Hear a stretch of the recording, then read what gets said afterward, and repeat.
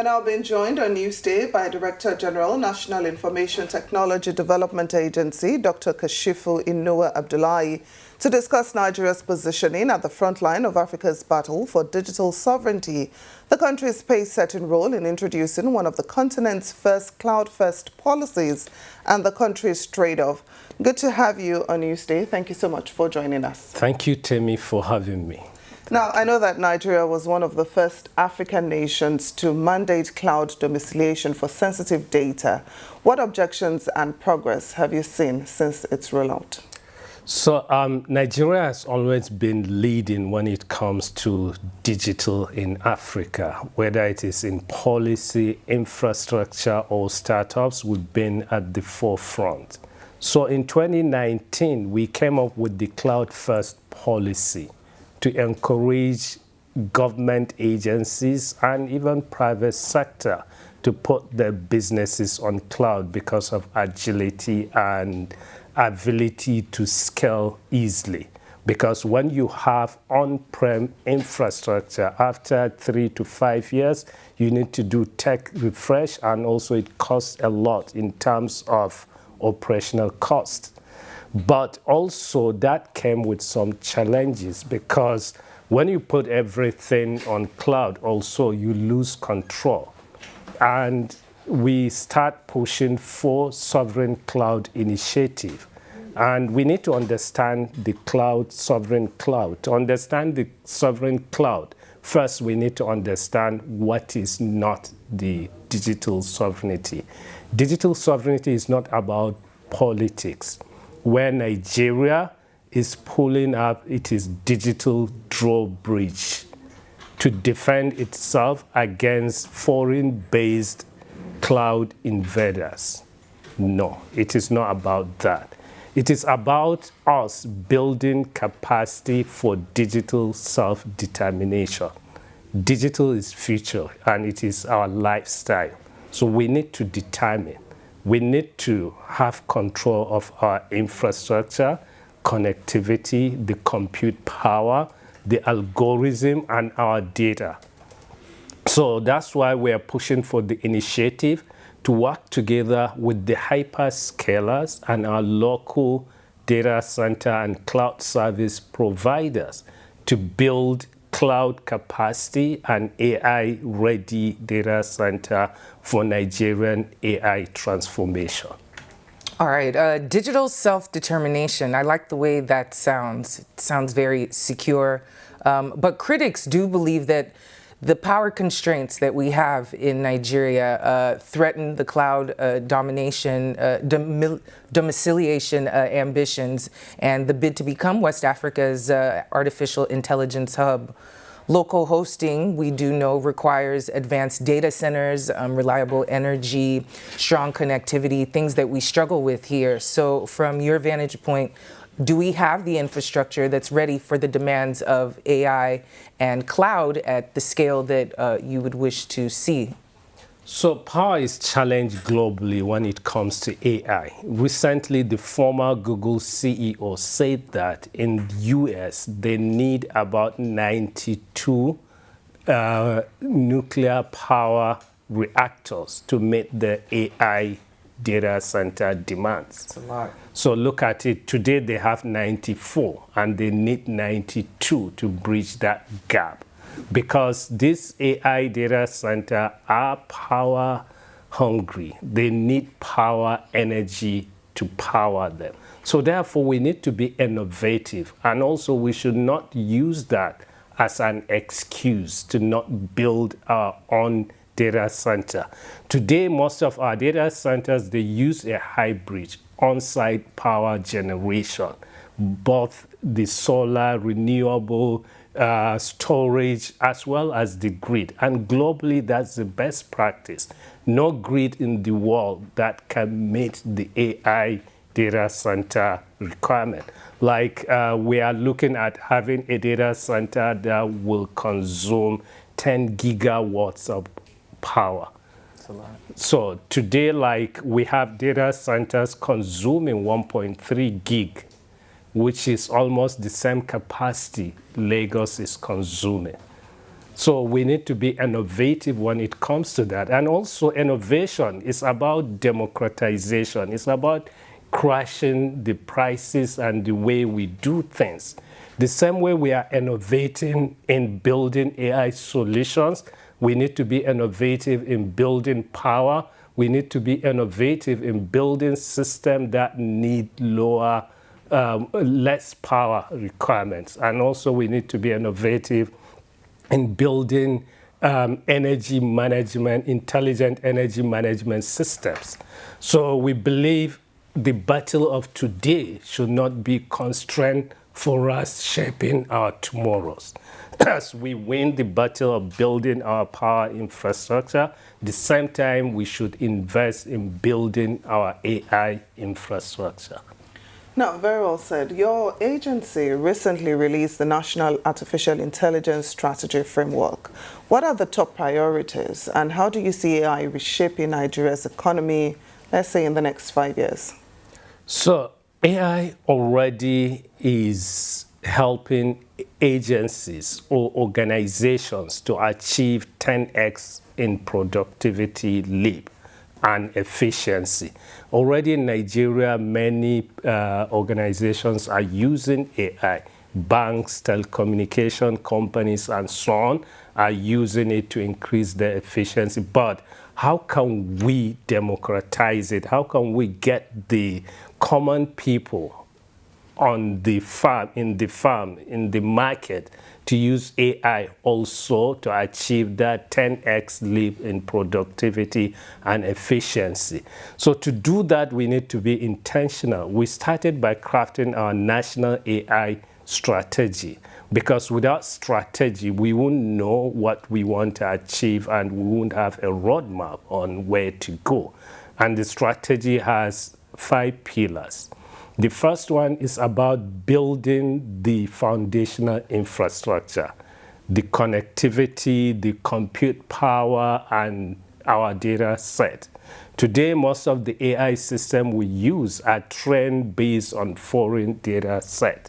But how can we build our own local data set that will help us to build a system with that capture our current realities?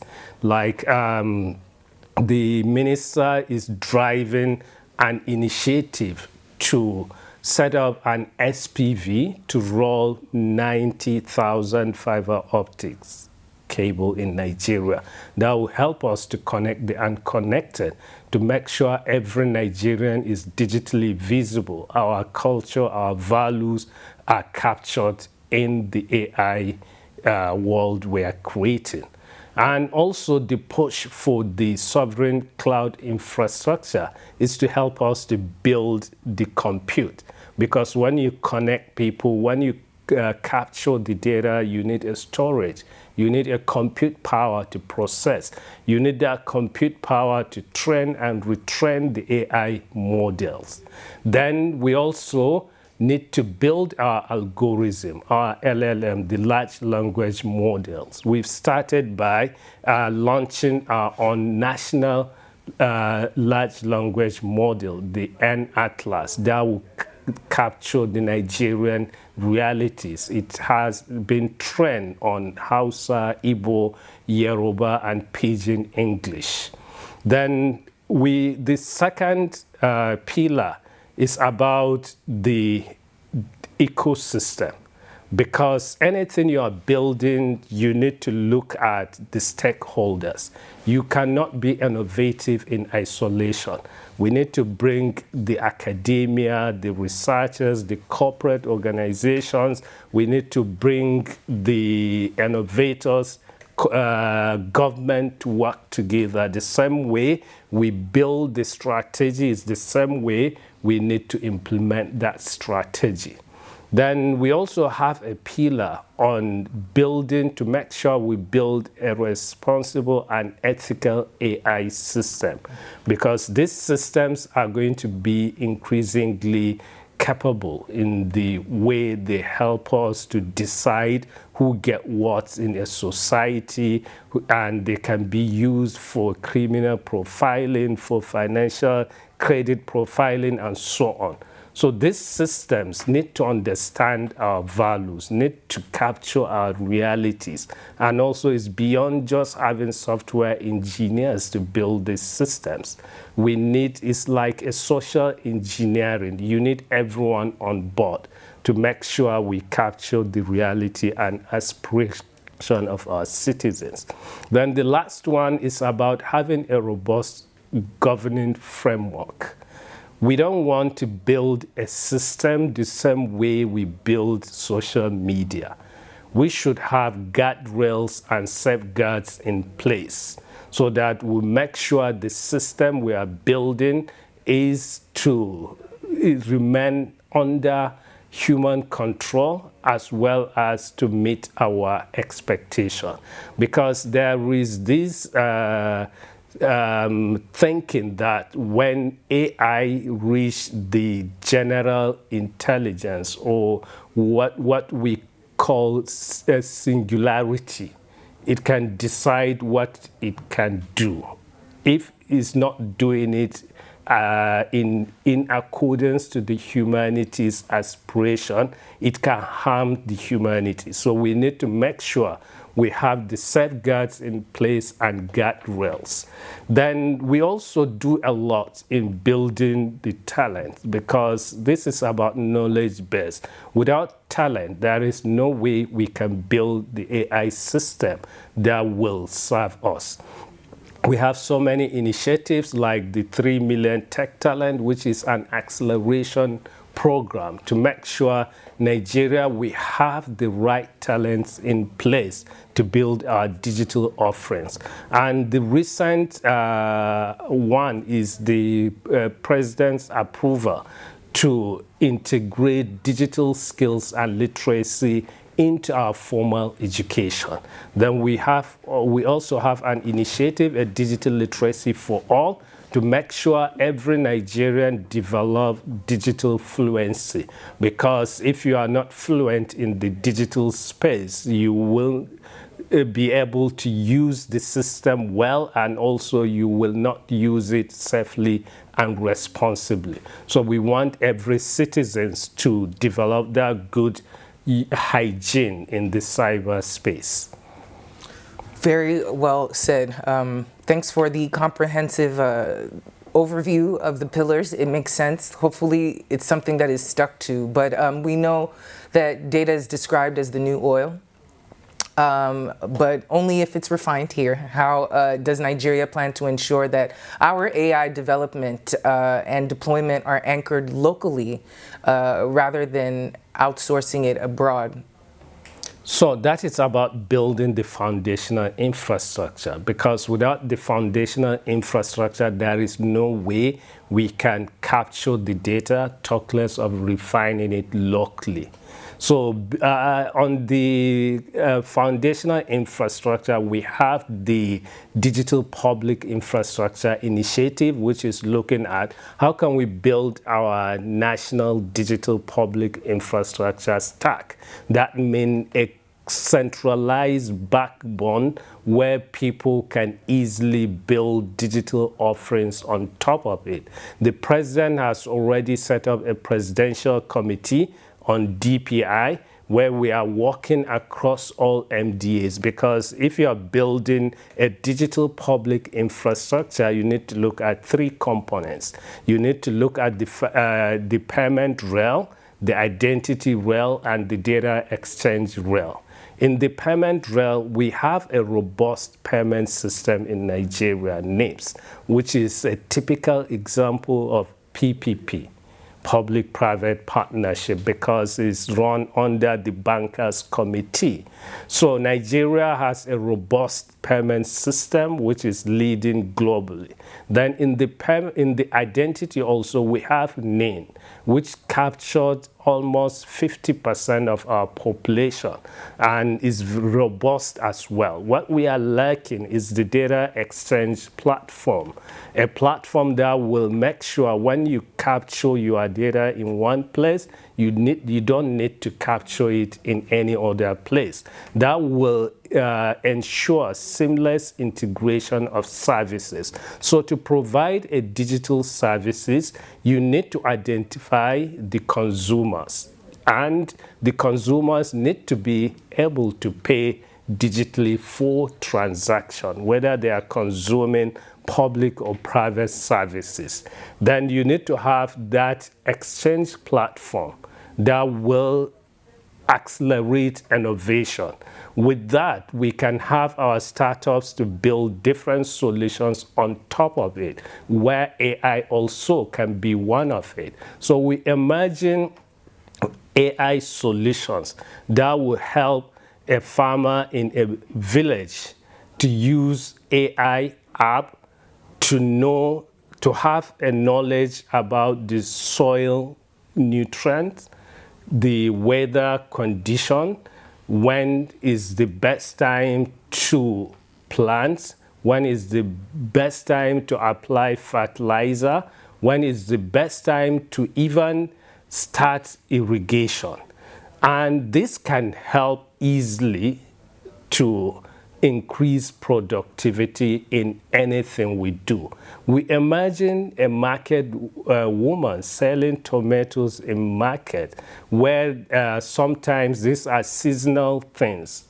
People will be looking for fresh, but they don't know where to get it. So this kind of platform can connect that market woman with a farmer and with a buyer, which will make it easier for them also to achieve 5-10x leap in productivity. So this is the kind of future we are imagining, democratizing AI access to our people, because this is a powerful tool that anybody, no matter what you do, you can apply it to enhance your work.